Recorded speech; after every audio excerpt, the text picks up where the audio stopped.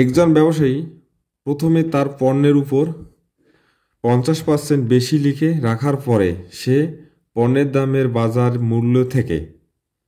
মূল্য থেকে সর্বোচ্চ কত পার্সেন্ট ছাড় দিলে তার কোনো লাভ বা ক্ষতি হবে না। মানে সে পণ্যের দামের উপর 50% বেশি লিখে রাখছে, দেওয়ার পর সে এমন একটা ছাড় দিছে বা ডিসকাউন্ট দিলে তার লাভও হবে না, আবার লসও হবে না। এটা এখন বের করতে বলা হয়েছে, মানে বের করব।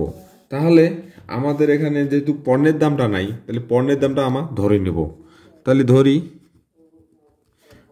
পণ্যের দাম হচ্ছে 100 টাকা। এখন হচ্ছে কি যে 50% সে বেশি লিখে, তাহলে 50% বেশিতে লিখলে দাম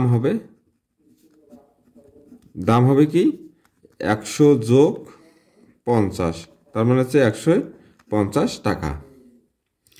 এখন তোমরা খেয়াল করো যে তার কোনো লাভ বা ক্ষতি হবে না কত পার্সেন্ট ছাড় দিলে।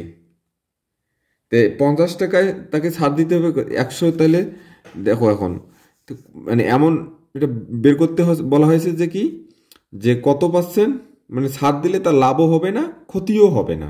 তাহলে আমরা লিখতে পারি 150 টাকায় ছাড় দিতে